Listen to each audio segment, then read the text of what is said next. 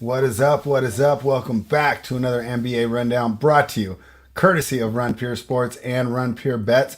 I'm joined today by Tyler and Bobby Gomes. Bobby, thank you for joining us again. So gave us some great advice last week. I can't wait to break down the NBA with you. Is there anything that you saw this weekend that you wanted to talk about?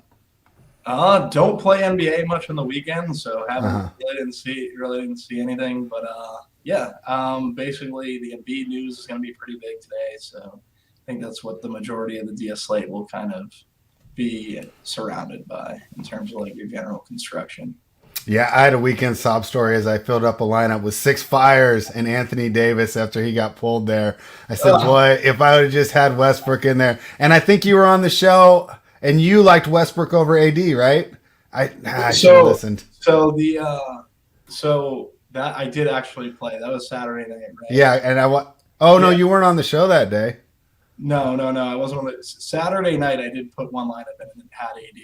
And then I was doing pretty well, and then AD was just ruled out. And I was like, he went into the locker room for an illness. What a soft guy AD is. Oof, tough scene.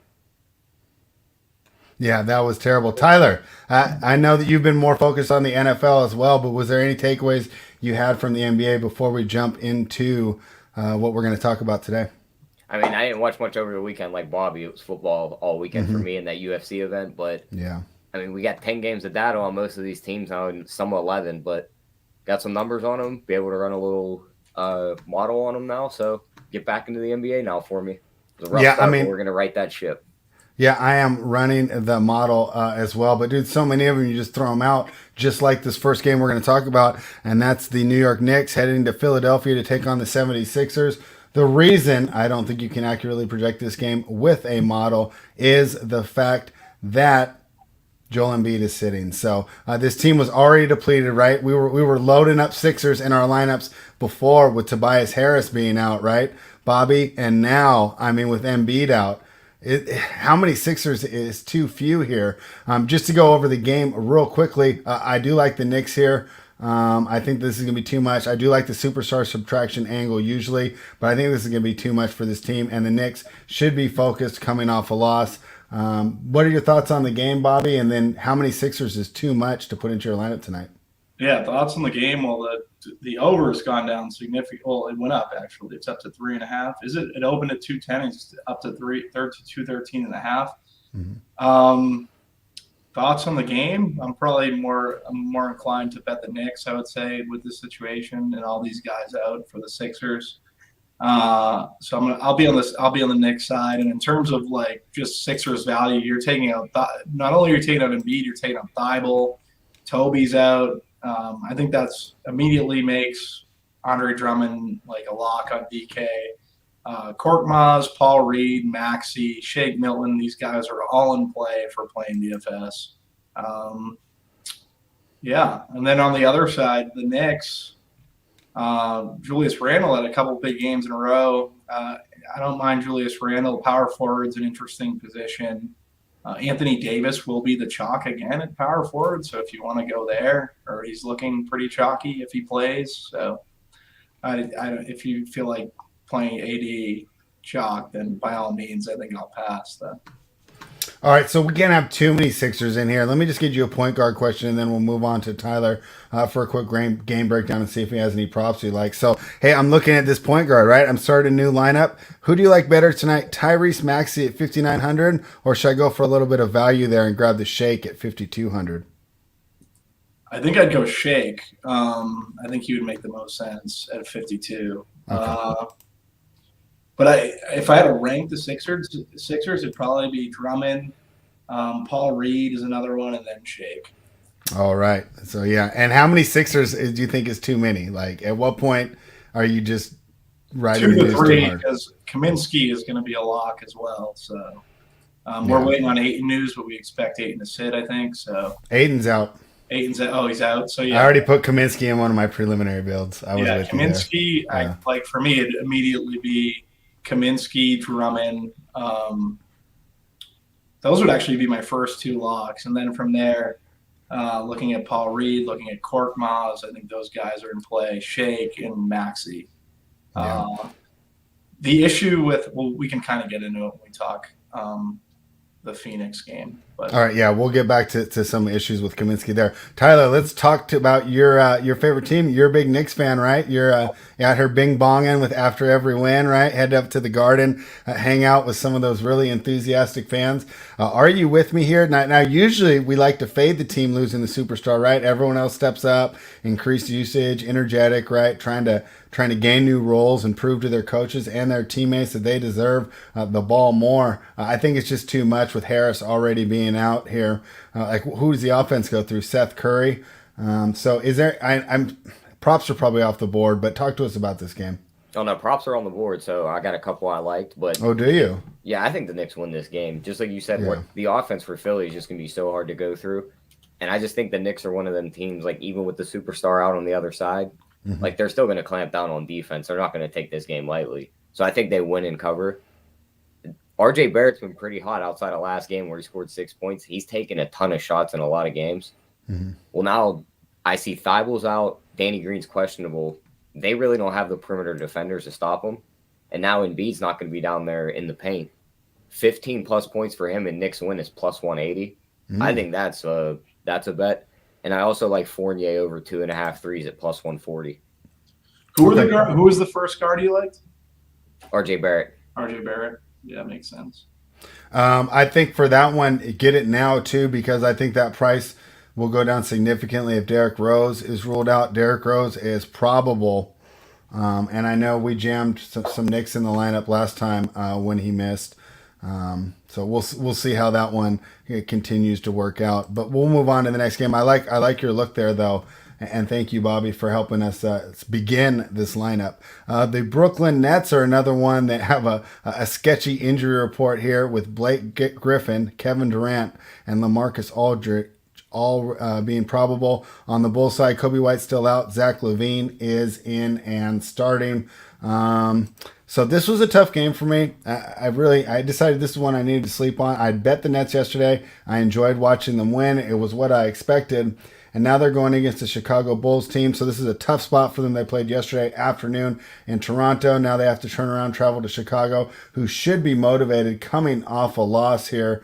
I still like the way that the Nets match up with the Bulls. I think they will be able to attack their weaknesses. And assuming he plays, Kevin Durant, always the best player on the floor. Can't discount that. Bobby, we disagreed a lot last time and we ended up being 3-3 against each other. I charted. So not a lot of bragging rights, but I'm wondering, are you going to disagree with me again here? I'm taking the Brooklyn Nets on the road. Do you like the Bulls at home?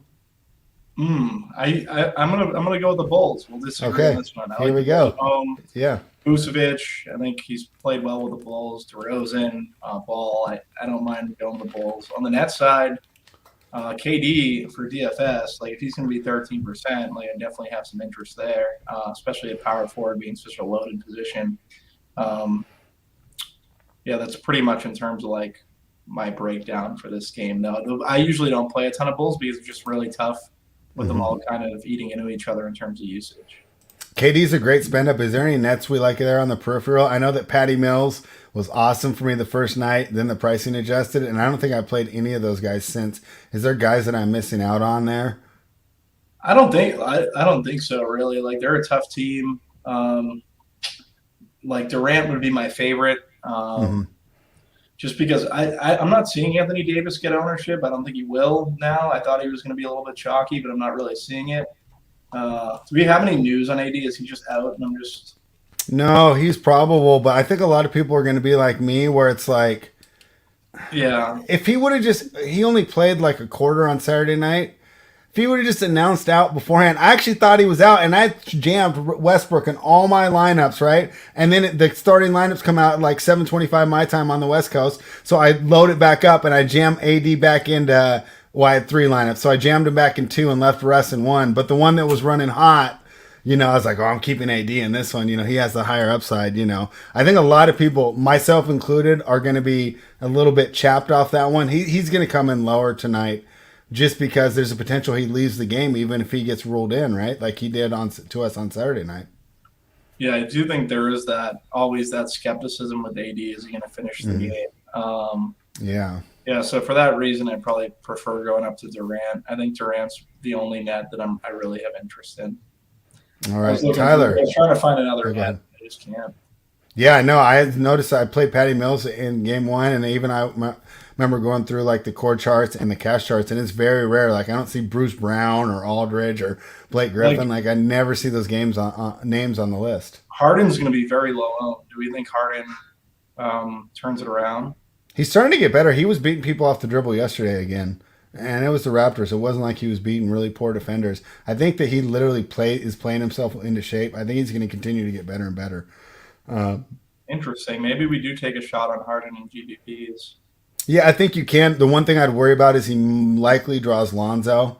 And in this case, right, I like Durant's matchup way better against their weaker bigs like DeRozan and Vukovic. And what about playing both? Yeah, I mean, you definitely could, right? I think it stays close, right? The spread's tight. Who do you run it back with if you do that, though? You don't necessarily have to run it back. Okay. Do you think you're safe not running it back? Because the Bulls are a tough team to get involved with all the usage being split so evenly, right? Yeah, I would say so. I noticed on Thursday or Friday, one of the better teams or who were playing Harden and Durant together. I think Big T shit before playing Harden and Durant together when people are paying up elsewhere. So maybe you can do that. Well, that's a good strategy off the beaten path. That's one I didn't consider. I always thought it was either or with those guys. So a good way to get different. Tyler, what do you think about the Nets and the Bulls? I'm on the Nets. Bobby likes the Bulls. Break the tie. Who do you like? I mean, I'm wearing the red hoodie. Of course, I'm going with the Bulls spread. But I can't back this Nets team for season. Okay. I haven't watched much NBA, but I can tell you all the highlights I've seen are just the Nets being lackadaisical and just basically giving away games. So it's like his team just doesn't care about the regular season again. So, yeah. I mean, and they still don't have a big man on the team outside of Durant. They're giving up 15 rebounding centers.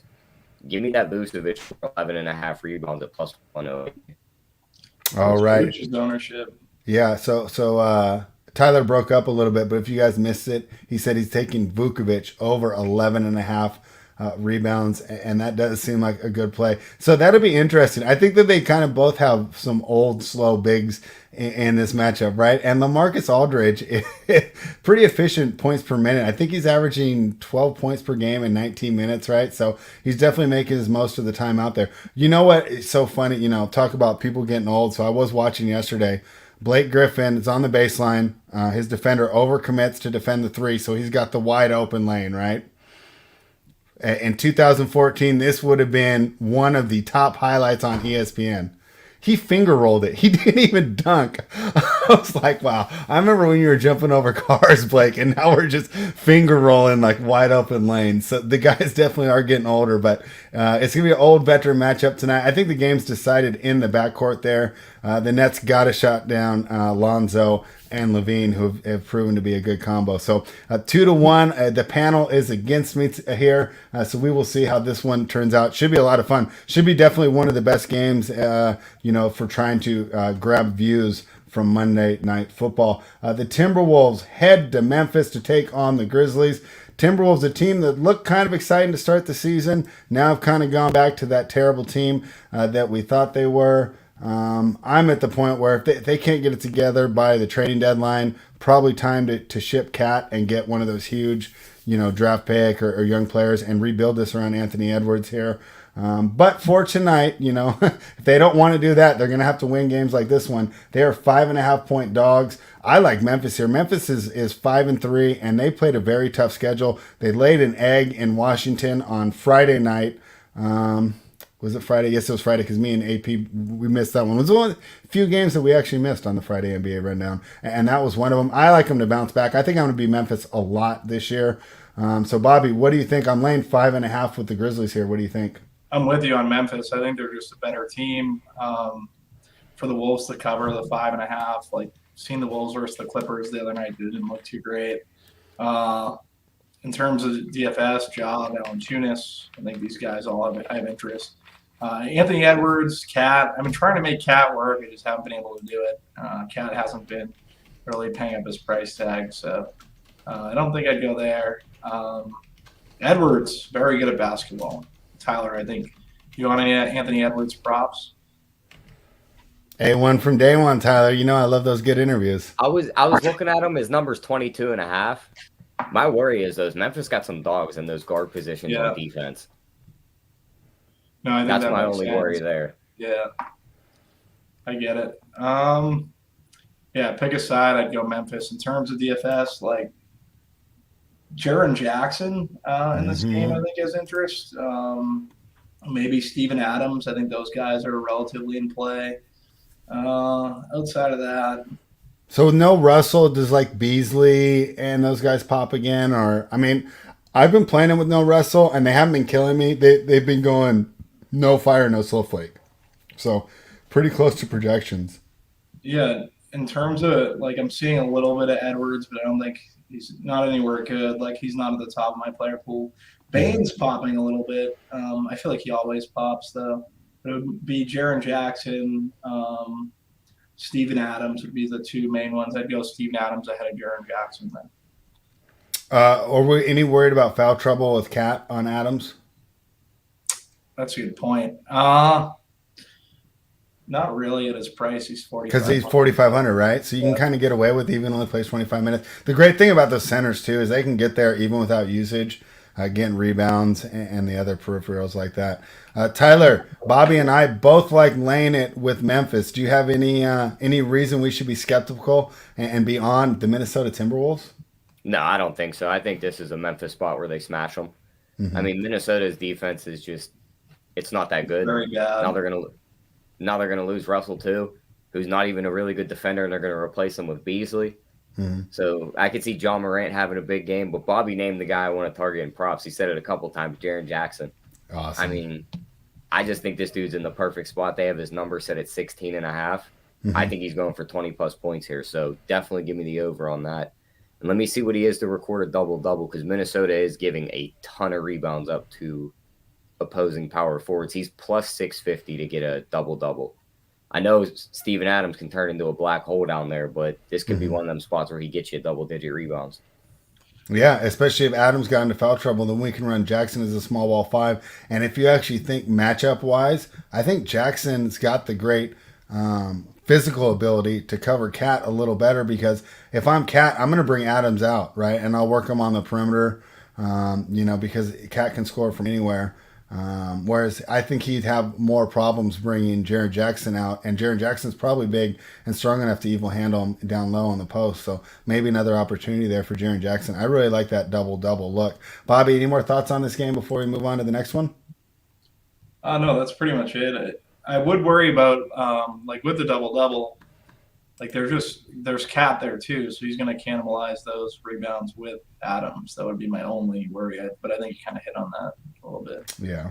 In terms of Yeah, and it's plus 650, right? We're not giving it out at a minus 110. So when you're taking those shots, obviously things are going to have to go to your ways, because what's he averaging? Only like 6 or 7 a year on rebounds right now, Tyler. So, yeah, I mean, we already are kind of asking for these things, but at plus 650. If there was a spot for him to get it, I think this is one of them. Yeah, I agree with you. I think even with Cat cannibalizing those rebounds, he does spend a lot of time on the perimeter to where it could be Jaren Jackson versus McDaniels down there.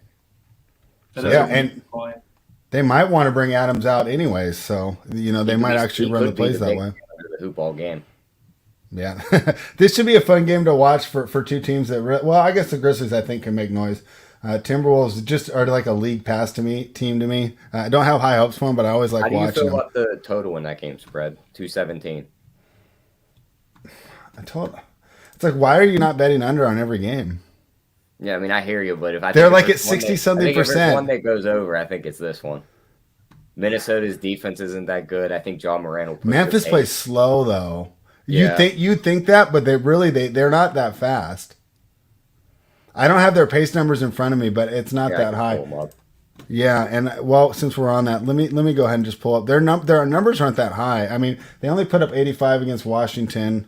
Of course, that was like a blowout issue. Memphis is 17th. But yeah, they're like middle of the pack in pace. Yeah. They only got 214 in their games over Denver. So both their games against Denver went under. They went over in two Miami. Teams playing each other, though. Denver slows it down also. They went over in Miami, but that's because they gave up 129 there. They were under against Golden State. I mean, they're under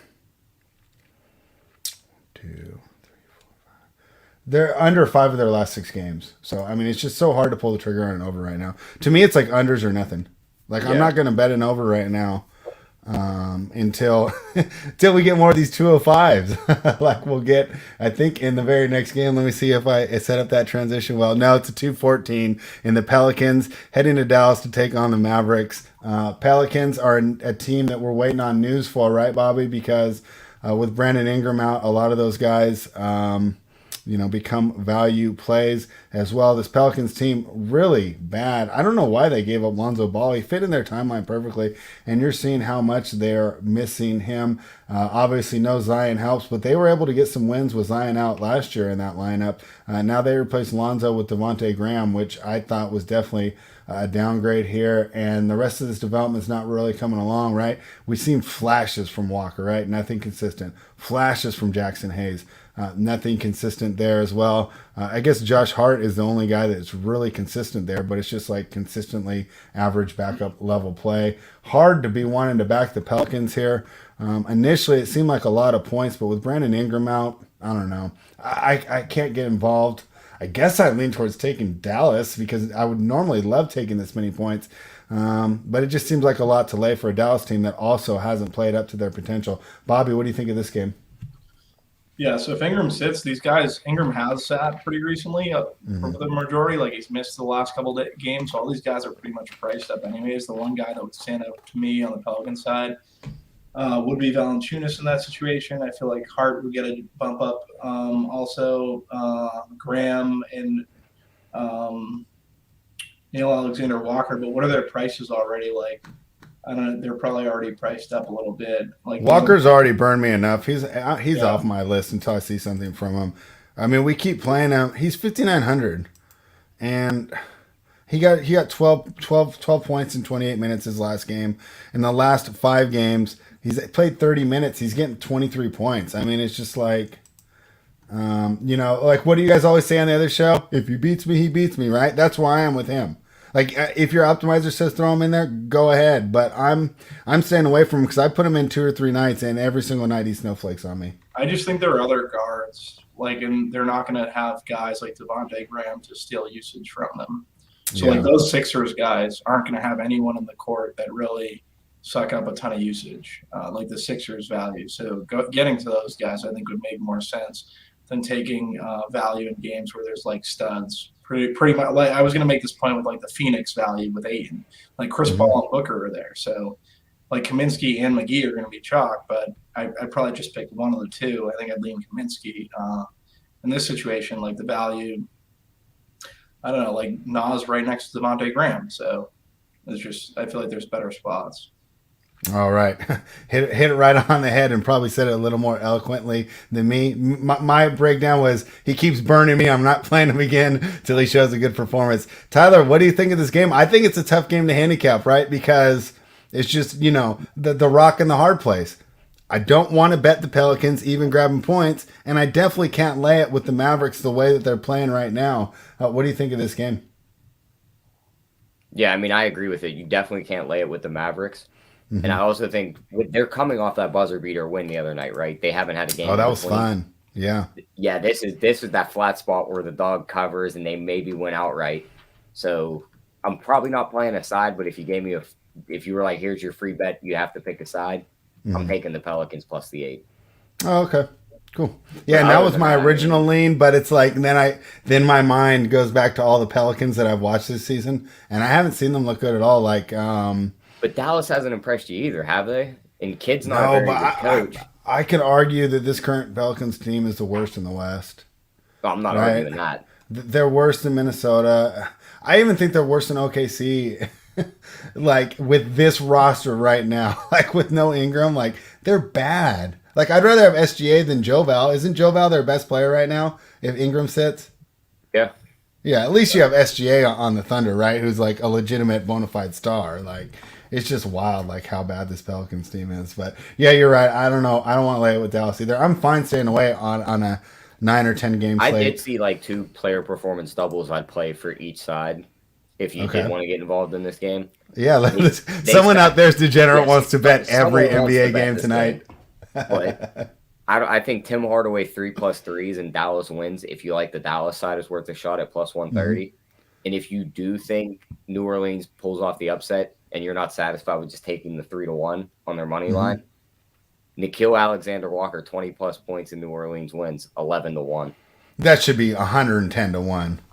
Neil Alexander Walker. Right there? No, I'm just pissed because I've had a couple nights where I made really good lineups, and then he was like the one that like. Or kept you can me even from... go 15 points for him, and it gets you plus 600.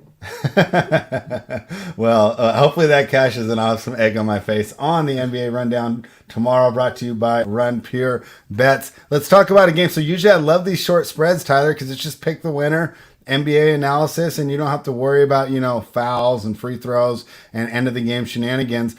This one I'm still torn on. The Miami Heat are traveling to Denver to take on the Nuggets. The Nuggets are catching 1.5. Michael Porter Jr. is ruled out for sure. He's out. Monte Morris is probable. So I got Jokic. I got Will Barton going against a Miami team that pushed for me on Saturday night. Gave out the Heat -3 against the Jazz, up by like 18-20 in the third. Ends up landing on 3. A little disappointed by that. Still, I think I lean the Heat here. I don't know why I'm afraid to place this bet. Bobby, what's your take on the game? Yeah, in terms of this, I really like the Heat. I like them to. I think they're 16-1 on DraftKings Sportsbook to win the championship NBA Finals. I kind of like that bet. I'm going to go with the Heat here. Will Barton's a value play in DFS. Jokic always in play. Heat are kind of tough to assess. Tyler Herro, great game the other night. Kyle Lowry also in spots where they weren't owned at all. For me, it'd probably be Barton and Jokic. Is Lowry playing? Do we know what Lowry's? I know he was pretty. I didn't even see him on the report. He's not on the report, so. I don't know. There's really not much outside of that for me in terms of fantasy. Would be or DFS would be Barton and Jokic. You were not worried about this matchup. Jokic 11K. Of course, the Heat, one of the better defensive teams. You're still fine laying the coin there for Jokic. So one of the things with Jokic is he's at a really loaded position, which is center and power forward. McGee would probably be a guy who's going to take up a lot of ownership at the second center spot. And I just don't think McGee's ceiling is really there. And paying up at center, you'd likely get Jokic and just kind of trying to. Well, Jokic is coming in pretty chalky. 17% for Jokic. I don't mind. I think the Joker's the Joker, even at 11K. And then you're taking Porter's usage out of there. So I know the Heat are a good defensive team, but still like Jokic. All right, Tyler. What are your thoughts on this game? Bobby likes the Heat. I lean that way as well, but I didn't place a bet. Probably just a little bit of PTSD from that cover. We were all celebrating in the Discord, and then it was like, what? Record scratch. You're wondering how I got into this situation and sweating out the end of that Heat game. What do you think, Tyler? Heat versus Nuggets. Who do you like? I'm sticking with the Heat here, spread. All right, maybe I should bet it. I think they're the better team. They're gonna line up great defensively against this Denver team. And with Kyle Lowry having no tag in this game, like no injury tag, I think you got to smash Miami here. I think they're better at every position outside of center. Jokic is better, but Bam could stop him on defense. I also think Bam can out-rebound him this game. Bam to get a double-doubles plus 105, I think that's a look. I like it. And the other one I was looking at, because with Kyle Lowry in the game, we don't have to worry about Tyler Herro becoming the starter. Now he gets to eat on these second stringers for Denver. His number is 17.5. I'd rather just take the 20+ at plus 150 on FanDuel. I like that with Herro, who's definitely got the green light the way he's playing. That quote he had before the season, remember he said he should be in the Luka and Trae Young conversation? He's back. Yeah, and we all laughed, and now, I know. Tyler Herro is absolutely amazing. Yeah, great ball player. Yeah. So, all right. Sounds like we agree. I had to do it. I went ahead and placed a small wager on the Miami Heat during your breakdown. Thank you for that, Tyler. Let us move on to the evening West Coast slate. The Atlanta Hawks, who are now 4-6, head to the Chase Center in San Francisco to take on the Golden State Warriors. Line opens at 3. Warriors take a little money. I agree with the market. It's now 3.5 here. To me, this is as much matchup based as it is situational based. Atlanta's been on a long road trip, getting towards the end, probably a little bit tired here, and this Warriors team is just too much. I like the way that they're playing together. Jordan Poole's development's been outstanding. Gary Payton, the second, I guess he didn't want to be a junior, has looked fantastic. I'm having a lot of fun with him. I mentioned him to AP on Friday. AP said no. I jammed him in one lineup anyways. He hit 31. Had to send AP that screenshot. So I'll likely be going back there as well. But I do like the Warriors here laying the 3. Bobby, what are your thoughts? Yeah, I like the Warriors as well. Hawks on the road trip, long road trip. Now they're across country. I think taking the 3.5 for the Warriors is a pretty good bet. In terms of fantasy or DFS, Jordan Poole, I guess, Clint Capella. I think these guys are somewhat in play. John Collins. I just don't. I don't love the Hawks side, but they are showing up a little bit in my stuff. So is Trey showing up at all? I'm not seeing Trey too much. No, let me see where he comes. I just think it's a nice matchup for him, and with all the Steph comparisons, I think he might up his usage a bit. So I was kind of hovering over his name while I was building one. He's not showing up. This is a fast-paced game, though. Yeah, it is. I get the point of going to Trey. He's 9,300. He's 9,600. That's probably why he's not popping. He's 96. Yeah. I'm on DK. I'm not even on DK. No, I was looking at DraftKings. I just read it wrong. I could see why though, right? Because LaMelo at 9K probably a little more attractive, and that gives me that extra 600. Especially if I was like leaning towards Trey, but then I go to finish out the lineup, and then I want that 600. Seems like it's a fairly easy pivot to make. So I like the Warriors here to keep the winning streak going. Tyler, what do you think? Am I just being a homer? Is this too much NorCal love? What do you think of the Warriors pick there, Tyler? No, I like the Warriors also. I mean, Hawks coming all the way over here on the West Coast. So I think you got to take the Warriors in this spot. Mm-hmm. I also think it's just going to be one of them games where you see these are basically Atlanta tried to build their team like the Warriors. Right. Their front office is guys that came over. I Travis Schlenk, yeah. Yep.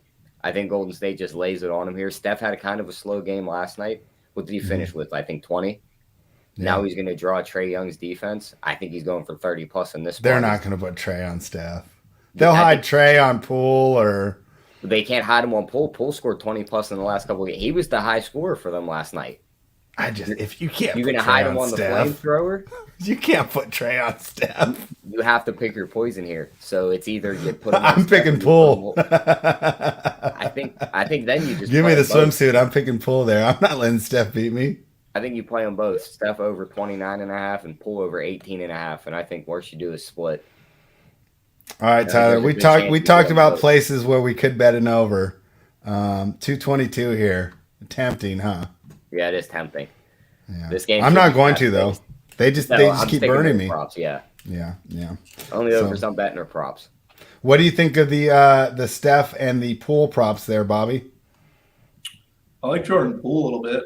I don't know what his props. What's the number? 18.5 points over. I think I could. I might go under actually. And this is what the Warriors' first back-to-back this year. I'm looking at their schedule now. I don't know that off the top of my head now. Because I see Damien Lee's put up his numbers 8.5 on FanDuel. Mm-hmm. He scored double digits in every game outside of the last 2. I think that could be also a look. They're on their first back-to-back. It's because they're giving his minutes to Peyton though. Do you think he could play some increased minutes here though, with it being a back-to-back? Maybe. Kirsten's pretty excited about getting Peyton some run. So yes, I could be wrong though on that. I mean, Damien Lee was a guy that we had in value for the first week and a half of the season. Yeah. I know that Gone had him on the cash chart like every night. I mean, even in those did you forget to delete it? Get there. The 2 games he scored 6 and 4 points. He played 21 minutes and 23 minutes. Yeah, I think he'll get his minutes. It's just will he get the shots while he's out there? Yeah, so very true. Because he's not a bad defender. I think that he's pretty easy to put on the floor for Kerr. It's just whether or not they'll run the offense through him. So that'll be interesting, though. But I definitely agree with you. I think I like the Warrior spot here a lot, and I think we could see a lot of points in this game. I'll be interested to see on the Run Pure Sports Hardwood Live show if they're targeting this game, because I have a feeling it could be one where one guy on the panel loads up on this game, Bobby, and then another guy crosses it off completely, right? I can see this definitely being a controversial game as far as whether or not you want to roster people from it. The Phoenix Suns now head to Sacramento to take on the Kings. Suns are 5-3. The Kings are 5-5. Kings let me down yesterday, man.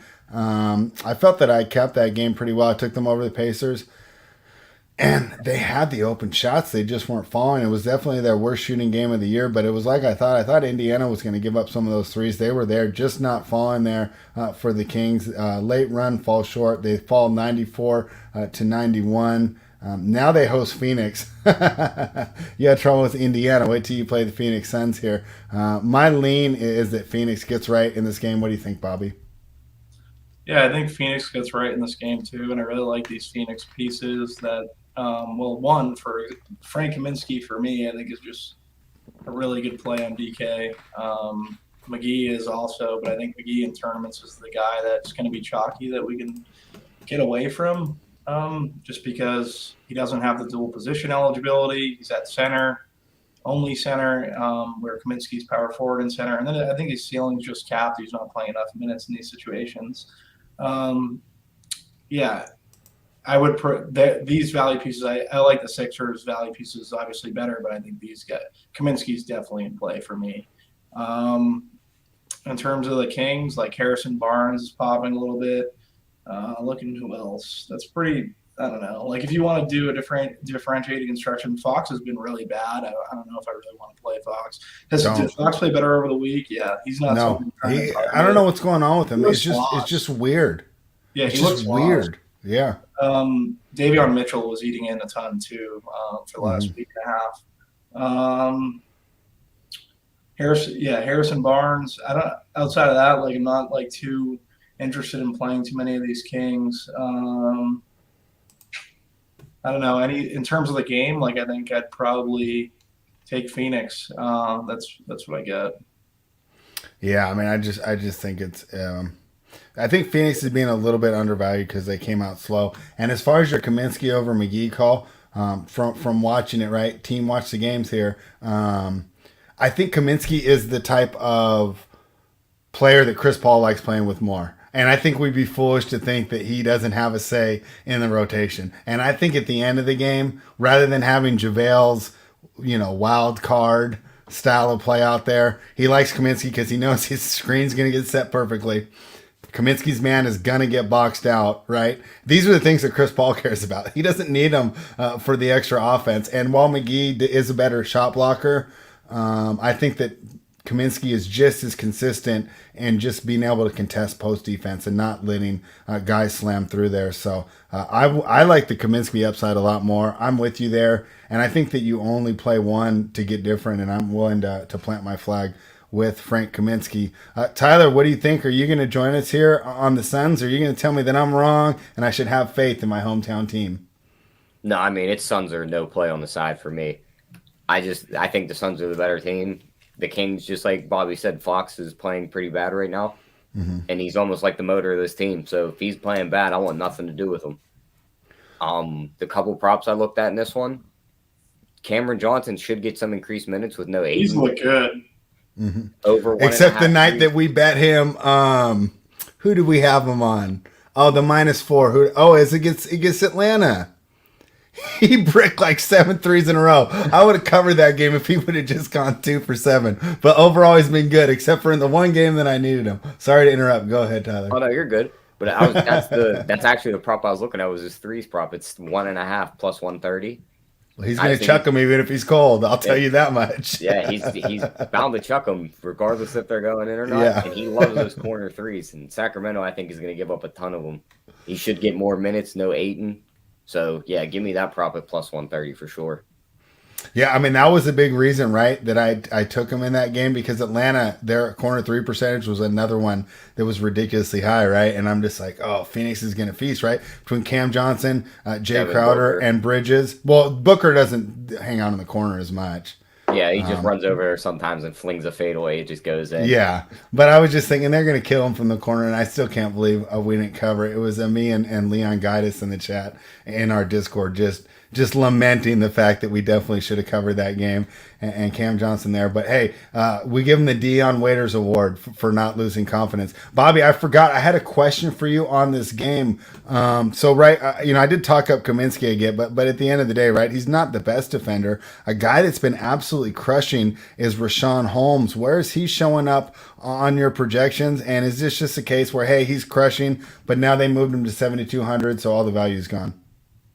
Yeah, I'm not getting too much home outside of Barnes. Like I'm not really getting too many Kings. Like Yeah, and usually you don't, but yeah, he was just someone. I actually recently have been getting like a bunch of homes, but I yeah, but he was at 6K then. He's at 6K now. So he's gone up 1,200 probably, I think, since the last time you were on the show. So now that 1,200 basically just made him from going from value to just being like, if you land on him, you land on him, right? Yeah, pretty much. Okay. I get what you're saying with Kaminsky defense, though. It is interesting in tournaments. Yeah. So, yeah, I think maybe I'll try and put Holmes in there, but I was disappointed, that little gravy train's gone and we're not able to ride that anymore because at 6,000 to 6,500 or whatever they were pricing him at last week, he was going over expectations almost every game. Let's move on to the final game of the night. The Charlotte Hornets head to Los Angeles to take on the Lakers, the team that everybody's talking about. Some people are dancing on their graves. Other people are saying, hold on. Pretty easy. I put it in the Discord, Tyler, just as a lean, and I should have put it on the sheet when the Lakers played the Blazers. That was easy to see that the Blazers were going to be able to carve up that weak perimeter defense. So here's the deal. I do like Charlotte in this matchup. Here's another one, though. I'm worried about the travel now. I think they played the Clippers last night, if I remember right, and they lost by 13 because they did not cover. Because I had a little Clippers bet that I put in there, so that was nice. I think it was 120 to 106. Spent the night in L.A. A little worried about that for a young team, so I'm not getting involved here. The matchup in the X's and O's say take the Hornets. Situationally, seems like a stay away. Of course, the AD news, you never know what you're going to get with him. Bobby, how are you approaching this game? Yeah, it is interesting because AD grades out as a really good play. If he plays, no one's going to play him because they're going to be skeptical about if he's playing or not. Mm-hmm. Lakers play fast. LaMelo, I think, would be squarely in play. You've just been good. I do think that point that you make about them staying overnight in LA as a young team is very interesting. I'm gonna take the Charlotte Hornets here, though.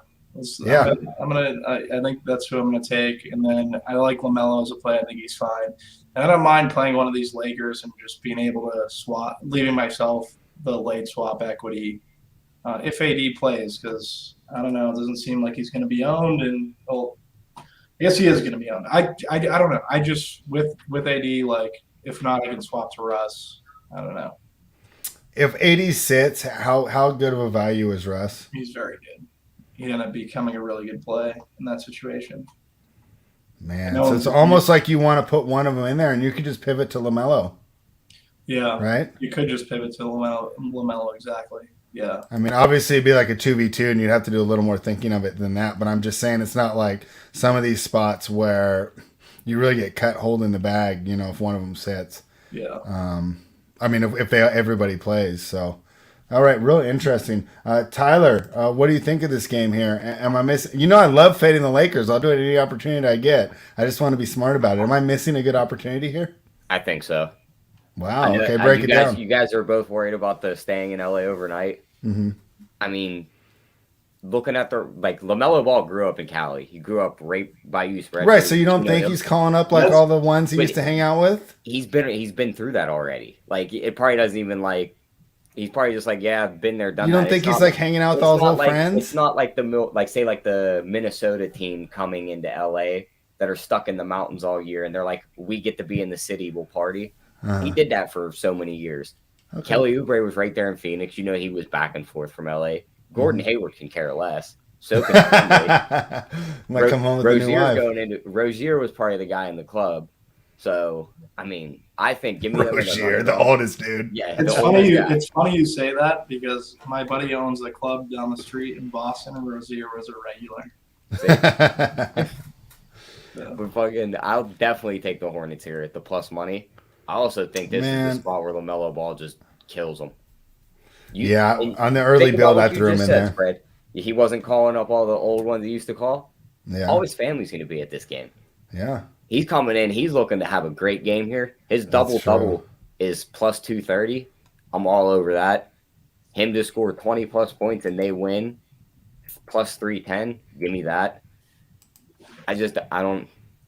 If AD plays the whole game, maybe the Lakers win. But if it's just Russ out there, I think Charlotte just runs right through him.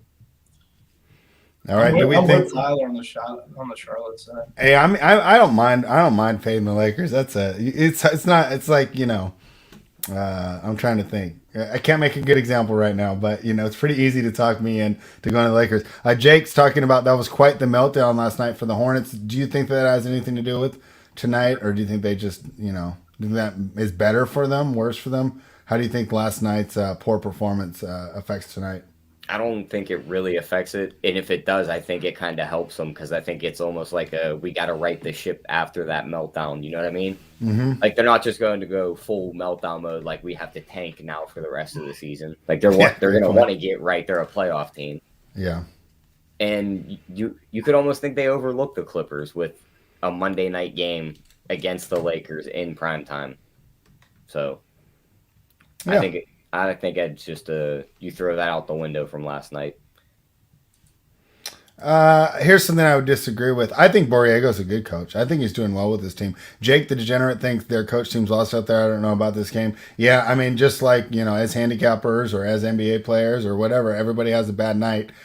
So obviously he's not a perfect head coach, and definitely, if we were to go through and nitpick, I had it on, but I was on the Clippers, so I was enjoying it. But I'm sure, there's plenty of mistakes that he made. But overall, I think he's done a great job with that young squad. And even look at some of the calls that he's made that show, hey, I'm not going to be some scared rookie coach. And I'm talking about his willingness to bench LaMelo Ball when Ish Smith was playing better defense and they wanted to close the game and get the win, right? So some coaches might be afraid of losing the locker room or losing their star player. He's doing what's best for the team there.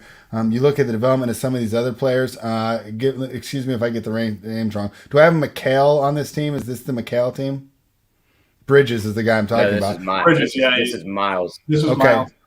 Both are playing well, right? McHale's the Phoenix guy. Yeah. Okay, so Miles is now he's been an absolute stud. I mean, Bobby, he's at 8,000 in DraftKings now, and I think that he's still a good play there, right?